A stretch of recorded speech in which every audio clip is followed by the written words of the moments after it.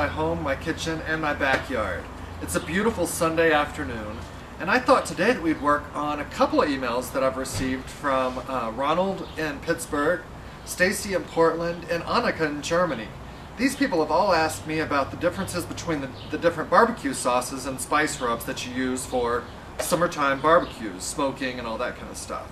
So I thought we'd really concentrate today on doing a regular red barbecue sauce, a basting barbecue sauce, something that you use during the cooking process, and a spice rub. So let's go inside, get some of the ingredients all put together, and bring them back out and put them on the grill. Barbecue sauce, barbecue basting sauce, and barbecue dry rub. 3 different ingredients that you can combine into one final dish that makes it absolutely delicious. And these are things you can use on a number of different products. You can use the barbecue sauce, like we did in the pulled pork episode. That barbecue sauce we used there, that I'm about to show you how to make, was the barbecue sauce that I used with the pulled pork.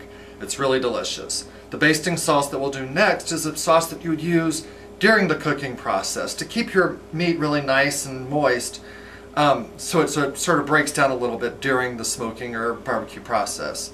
And finally, the dry rub, which is something that you add to the protein products, your beef, your chicken, your pork, before you actually put it on the grill. It kind of soaks in and starts pulling some of the moisture out and really making that meat really flavorful.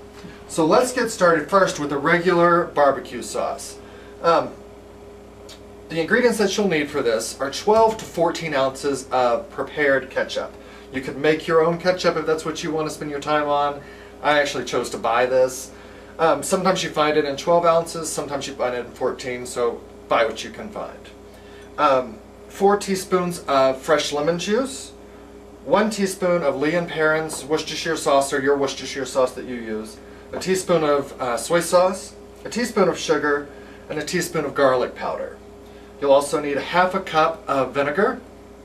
White vinegar works just great.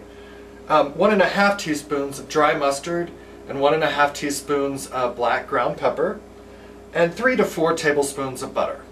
And all you do is you just add it all to a saucepan that you're going to put on the heat to sort of combine it. So we'll start by adding the ketchup. So after you've added the ketchup, we're going to add the lemon juice and all these other ingredients, the teaspoons of the Worcestershire sauce, the teaspoon of the soy sauce, so on, until it all gets added into your saucepan. Alright, so we got all the ingredients into the saucepan. We're going to get this onto the heat and bring it up to a temperature where just before boiling. We don't want to boil the sauce because that'll just take out too much of the moisture and make it too thick. If that for some reason that does happen, you can add a little bit more water to this to keep it to the consistency that you like. And one other thing I wanted to say about this particular recipe, this is just a jumping off place. This happens to be my recipe. I like using it. But if you like more sugar or more dry mustard or whatever you like this to taste like is what you should add, and come up with your own particular recipe that then you can pass on and give to friends and family. So we're just going to simmer this and it's good to go, and then we'll move on to the next one.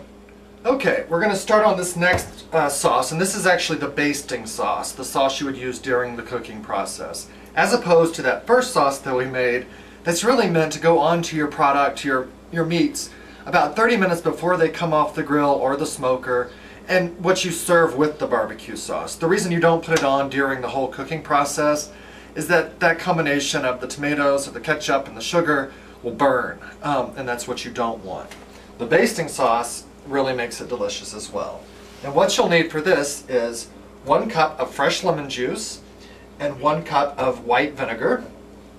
We're going to need a couple of dashes of Tabasco sauce, a good amount, a couple of dashes of Worcestershire sauce,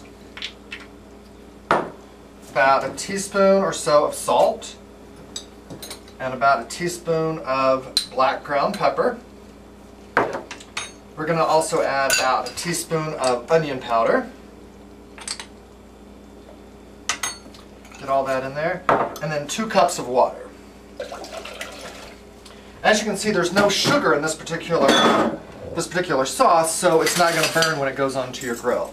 So just get these combined. You'll use a brush to brush this on.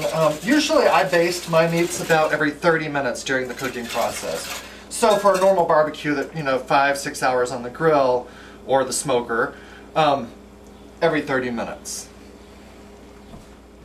So now I'm going to show you my dry rub recipe. And a dry rub is really your first level of flavor that you're going to add to your meat before you put it onto your grill or your smoker.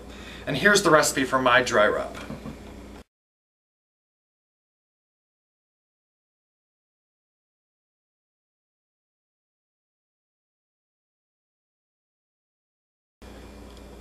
So you take all of those ingredients, combine them in a large bowl.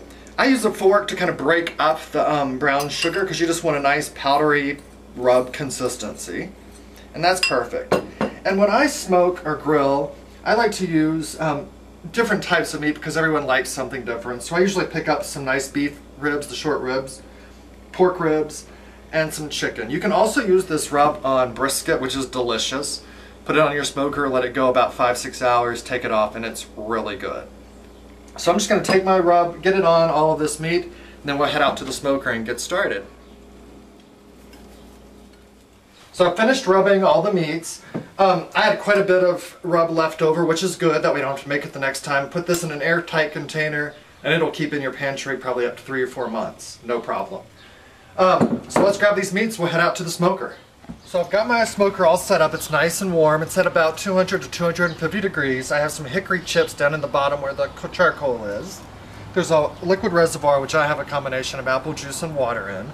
And I'm going to put, there are 2 racks in my smoker. I'm going to put the chicken down on the first rack because I like it right over that liquid solution. It really helps to cook the chicken nicely. Then I'm going to get the second rack and I'll put the ribs there.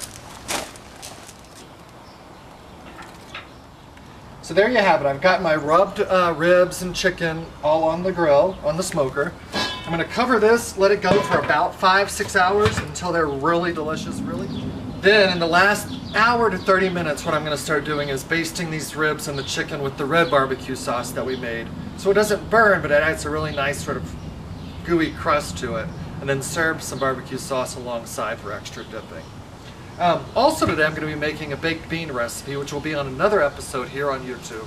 You got to check it out. It is really delicious. So all the guests have arrived. They're all out in the backyard. I have the potato salad and the coleslaw already out there, but I just brought the meat in from the smoker and it all looks delicious. I have the pork ribs, the chicken, and the beef ribs. I'm just going to take some of this nice red sauce that we made earlier. I added this to the meat about 30 minutes prior to taking it off the grill. So it kind of cook a little bit on it, but I want to put a little bit just on the top. And it looks delicious. I'm going to sneak just a little piece of this chicken. Y'all, it is so good. You have to try it. I had it on the grill for about 6 hours at 250 degrees with hickory smoke. It's really good. You could do it on your grill as well, or in the oven for the same period of time. I'm serving this along with some baked beans. That's on another YouTube episode, and coleslaw and potato salad. It's all going to be delicious. As always, thanks so much for watching, and please feel free to email me at scottindenver@msn.com should you want to make a comment about the show or to ask me to prepare a particular recipe for you. So take care. Bye.